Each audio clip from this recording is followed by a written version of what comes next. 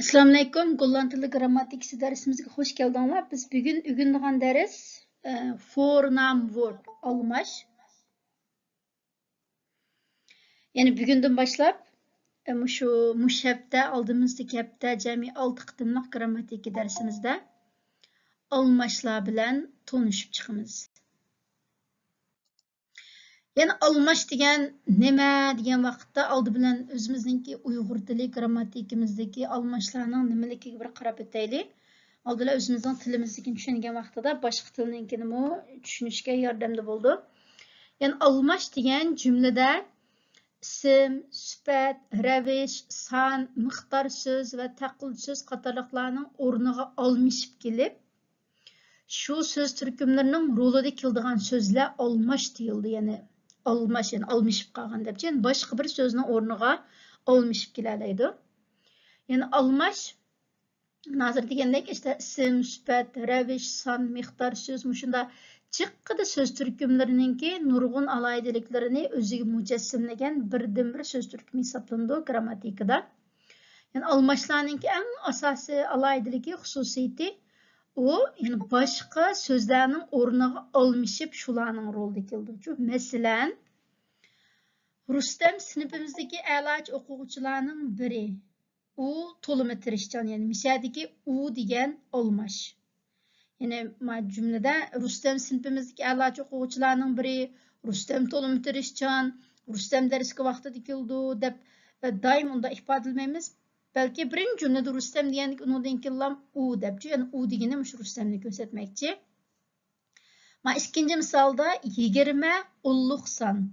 U 5 ga kasrsiz bo'lindi. Miyadagi u mu 20 deganni ko'rsatuvchi. Hozir miyada u degan almash sonning o'rniga almashib keldi. Birinchi jumlamizda ismning o'rniga almashib kelgan. Endi big'imizda qizil, hal, oq gullar bor. Bundaq gullar qo'shnimizning big'ida bor deb, ya'ni bu yerdagi bundaq degan so'z dal almash. Bu hozir qizil, hal, oq deganning o'rniga almashib keldi. Yani sifatning o'rniga almashib keldi.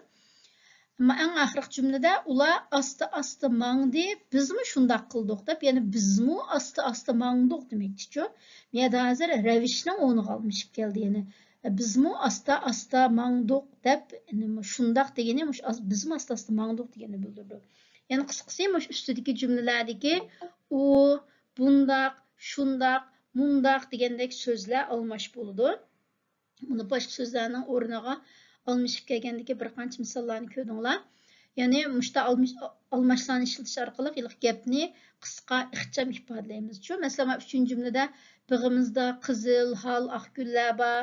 Qizil, al, oq gullar qo'shnimizning big'idan bor. Bu qizil, al, oq gullar bek chiroyli ichildi deb bari jumlada unda qizil, al, oqni qaytalab demasakmi, bundaq degan almashtirish orqali bundaq gullar qo'shnimizning big'idan bor. Bundaq gullar bek chiroyli ichildi. Hem purqi bek mizlik deb şu almaşni nima qilib gapni qisqa ixcham ifodaladik. Shunga bu almaşlar bek muhim roli bor bir so'z turkumi.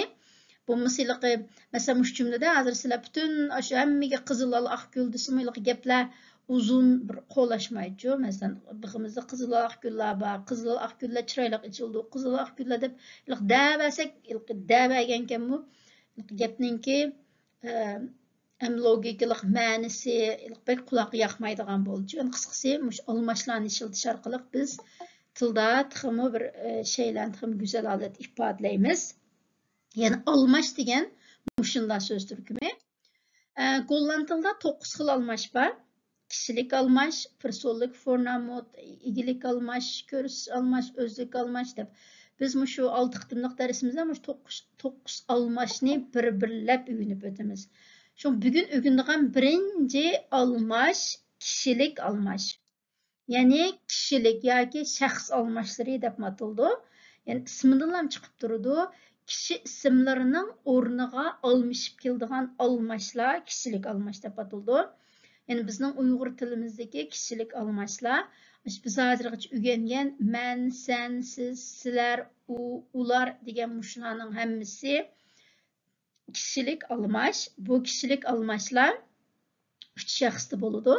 Yani birinci şəxs degəndə birlik şu mən, köplüki biz, İkinci şəxsdə birlik sen, siz, köplüki sizlər. Üçüncü şəxsdə u, köplüki ular degəndəkcə. Biz hazırgıca bunu cıq öyrəndik. Yani Golland tildim cıq öyrəndik. Ik, yey, ye, vey, yuli, hey, zey degen muşularning hammasi kişilik almashlar. Yani bu kişilik almashlar birlik hem köplik sonda keladi. Cümlede kim, kimler degan savollarga javob bo'lib keldi. Endi Golland tilida kişilik almashlarninki ishiltilishiga bir-birlab qarab o'taylik. Yani birinchisi kişilik almashlar cümlede odam va narsalarning ismlarining o'rniga almashib keldi. Golland tilidagi kişilik almashlar shu: ik, yey, ü, hey, zey, hit, vey, yuli, zey. Men, sen, u, siz, ular, sizler, biz degan shu. Mesela ma cümle qarasanglar, de man lopit opstrat. Hey lopit opstrat deyilmaydi. Hey degani de man, yani bu adam deganning o'rniga almashib keldi. Ondan Golland tilida aniq artikul de keldigan ismlarga kişilik almash hey ishiltildi. Masalan, de man lopit opstrat. Hey lopit opstrat debchu. De man bo'g'achqa masalda hey. The stool is new. Yani bu o'rindiq yangi. Agar buningga almashtirib ishlasak, hey is new desek bo'ldi. Emiyadagi hey lekin miyad o'rindiqni ko'rsatmoqchi, lekin bu hey degani faqat odamga emas, mushtan narsalarga mu keladi. And üçüncü xil ishiltilishi aniq artikul hit artikul ishiltiladigan ismlarga kişilik almash ham hit ishiltildi. Masalan, hit book is thick, yani bu kitap qalin. Hamda biz buni bu kitap deganni almashtirsak, o vaqtda hit is thick, chunki hit book bo'lganligi uchun hit is thick. And hit ram start open, yani dariza ochiqkan, dariza ochiq deb. Yani hit ram bo'lganligi uchun hit start open, yani ochiqkan debchu. Yani hit artikul keldigan ismlarga ham hit ishlatamiz. Ondan almashlar ismlarda yo'q, ba'zi bir xususiyatlarga ega bo'ldi. Yani almashlarninki kishilik shakllari bo'ldi. Kishilik almashlar jumlada bosh kelishda bo'lib, ega bo'lib keldi. Yani biz hozirgacha o'rgangan ik, yey, hey, zey, vey, yuli, ye degan mushlarning hammasi almashlarninki kishilik almashlarninki bosh kelish shakli. Ular cümlede ega olab keldi. Mesela, ik work in a supermarket desek, yani men bir tilla bozorda ishlayman desek, hozir ik cümlenin egisi. Hey is leader, u o'qituvchi desek, bu yerda cümlenin egisi hey.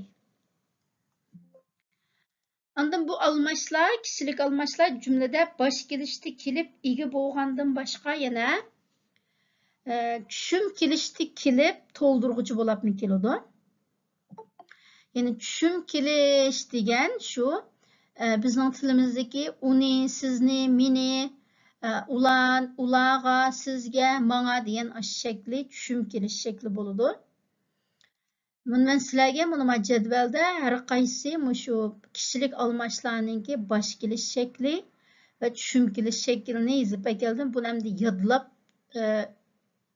o'rganib olishinglar kerak. Mesela bosh kelish shaklini biz hozirgacha o'rganib bo'lgan. Ik, men, yey, ye, ü, hey, zey, vey, v, yuli, zey, z degandekchu. Endi tushum kelish shakli may, mi, yani meni, menga deganni may, mi. Yeyninki tushum kelish shakli ye, yav, yaning o'xshashlam. Üninki o'xshashlam ü. Hey, yani u, kishiga ishiltiladigan uning tushum kelish shakli hem. Ondan ayolga ishiltiladigan uning tushum kelish shakli har.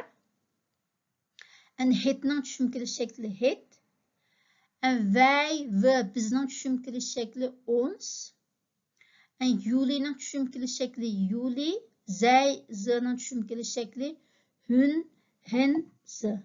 Endi bularni yodlab o'rganib olishinglar kerak. Men mesela bir misallarına geldim. O tushunkilik şekliga, baş kelish ham tushunkilik şekliga doir. Mesela ik bin alim desek, hozir bu yerda ik degan baş kelish shaklida keladi. Plural form bor. Men alim deb jumlaning igisi bo'lib keladi. Ondan jij kan me alim bulumen. Yani siz meni alim desangiz bo'ladi demoqchi bo'lsak, yani meni degan ne? Yani menninki tushunkilik shakli menini m deymiz. Yani ikninki m. Şuna jij kan me alim bulumen.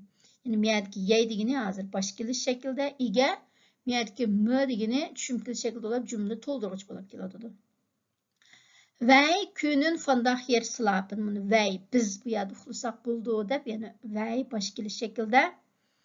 For jou doe ik alles. Yani bu yerdeki mu for jou siz uchun deb bu yerda tushunkilik shakli jijninki shakli jou.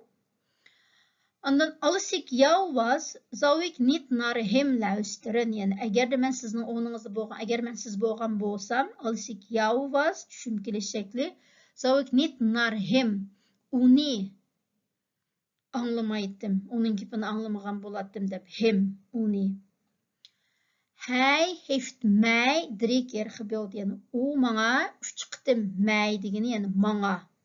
Hij, u baş kelish shakli ega, merdeki mij degani tushunkilik shakli. Yani hij heeft mij 3 keer gebeld. Yani hij heeft ik demaymiz, balki hij heeft mij 3 keer gebeld. Yani hij heeft me 3 keer gebeld desek bo'layordu. Neem je haar ook mee naar speeltuin? Yani neem je miyada ya degani baş kelish shakli ega. Har yani uni zay deganninki shakli, yani uni degan shakli tushunkilik shakli. Yani siz unimi bog'chaga ilib boramsiz.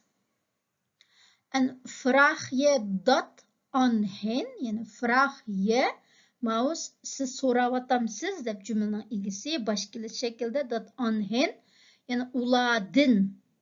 Hen degan ulardan, yani siz ulardan so'ravatamsiz deydi. Yani qisqasi men misollarda ko'rganinglardek, işte baş kelish, tushum kelish shaklininki jumladagi o'rni shunday bo'ldi. Yani baş kelish degan shu men, sen, siz, u, ular, biz, sizlar degan ega bo'lib keladigan shakli bo'lsa, tushum kelish shakli degan seni, sana, meni, manga, uningga, bizga, bizni, uni, ularni degan shakli shu. Qisqasi.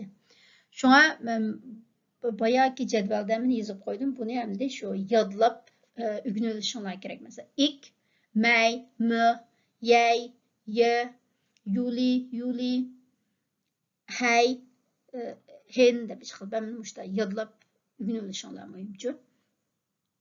Yani bugungi almashlar to'g'risida so'zlaydiganimiz, yani almashlarning nimaligi va kishilik almash to'g'risida so'zlaydiganimiz shu. Ondan men mashq qilib keldim. Bu mashqni ishlashdan burun oldindan savolinglar bo'lsa so'rab o'tgandan keyin bu mashqni hozir birga ishlaymiz.